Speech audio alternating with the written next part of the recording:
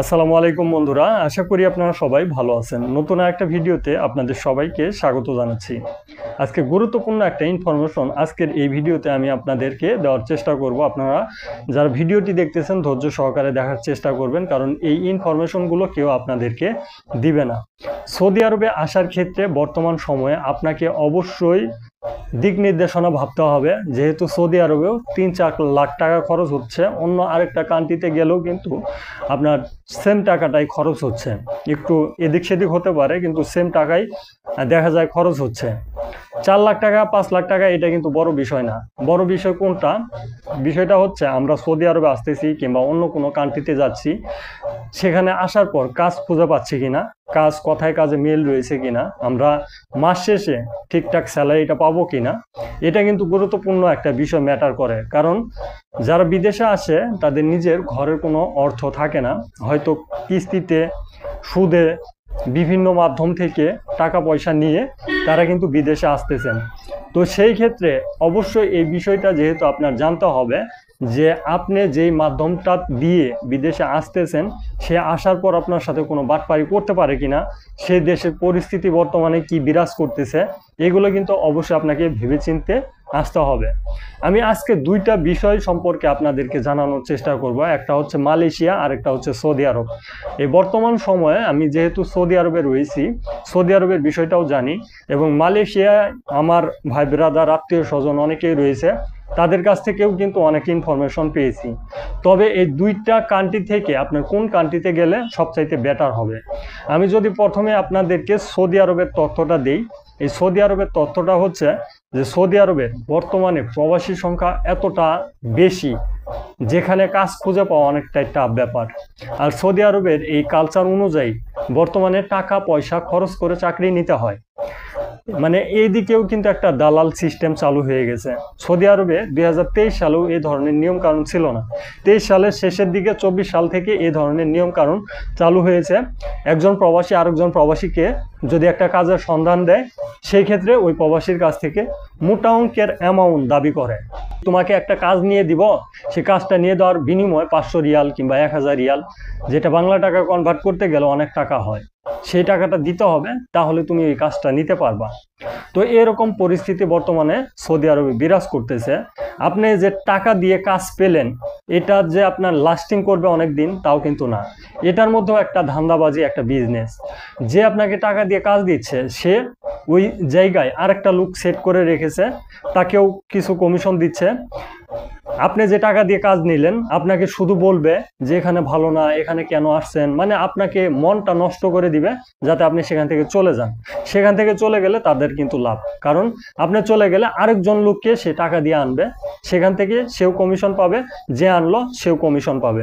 এরকম পরিস্থিতিতে বাটপার সিটারের হাতে পড়তে হচ্ছে আমাদের প্রবাসীদেরকে সৌদি আরবের বর্তমান সিচুয়েশনে। আর আপনারা যদি মনে করেন যে আমি ওই ধরনের সিস্টেমে যাবই না, ফ্রি ভিসা সিস্টেমে সৌদি আরবে আসবই না, তো সেই ক্ষেত্রে আপনার যে বিষয়টা তা হচ্ছে আপনাকে ফ্রি ভিসায় না আসলেও সাপ্লাই কোম্পানিতে আসতে হবে। আপনারা মনে করতে পারেন যে সৌদি আরবে কোম্পানির ভিসা, কোনো কোম্পানি বর্তমানে বাংলাদেশে ভিসা দেয় না। এটা যদি আপনি আমাকে বলেন স্ট্যাম্প করে দিতে, আমি স্ট্যাম্প করে দিতে পারবো।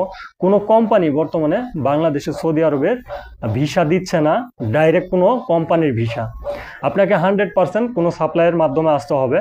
সেই সাপ্লাই হতে পারে ভালো কিংবা খারাপ, দুইটার মধ্যে যে কোনো একটা হবে। যদি ভালো সাপ্লাই হয়, আপনি ঠিকঠাক স্যালারি পাবেন, ঠিকঠাক সৌদি আরবে কাজ করবেন, ঠিকঠাক মানে সব কিছু ঠিকঠাক পাবেন, অরিজিনাল কোম্পানির মতো। আর দ্বিতীয় নাম্বারটা হচ্ছে বাটপার সাপ্লাই, আপনাকে দিয়ে কাজ করিয়ে নিবে, আপনাকে স্যালারি দিবে না। বেশি কথা বললে মামলা দিয়ে দেওয়ার ভয় দেখাবে। আপনার সাথে অনলাইন কন্ট্যাক্ট করে নিয়েছে, আপনি চলে যাবেন, আপনাকে বলবে যত দিনের কন্ট্যাক্ট ১০০০ রিয়াল করে প্রত্যেক মাসের জন্য আমি মামলা দিয়ে দিব। দেখা যাচ্ছে ২ বছরের কন্ট্যাক্ট করছেন, আপনাকে ২৪,০০০ রিয়ালের একটা মামলা দিয়ে দিল এবং ব্যান করে দিল, আপনি সৌদি আরব থেকে কোনো দেশে যেতে পারবেন না। সে ধরনের প্রবাসীর সংখ্যাও কিন্তু সৌদি আরবে কম নয়। এই বিষয়গুলো সৌদি আরবে মানে যেহেতু কঠোর নিয়ম, এবং সৌদি আরব হচ্ছে রাজতন্ত্র, আমাদেরকে এখানে পোষা কুকুরের মতো থাকতে হয়।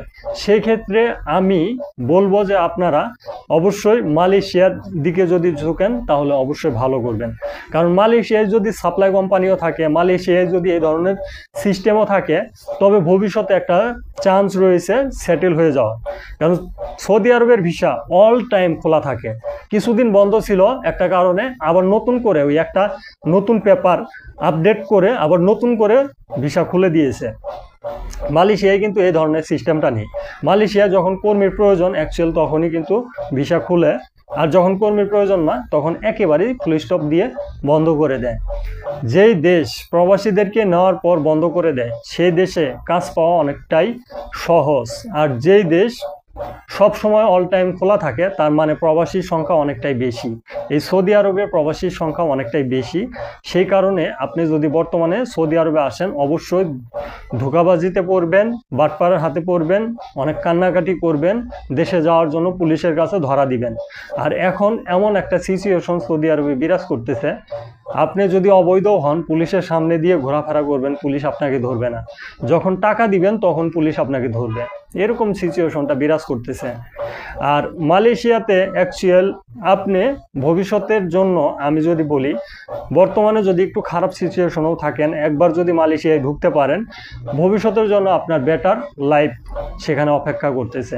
আর মালয়েশিয়ার একটা রুলস রয়েছে, আর সৌদি আরবে কিন্তু কোনো রুলস নেই। সৌদি আরবে 200 রিয়াল বেতনেরও চাকরি রয়েছে।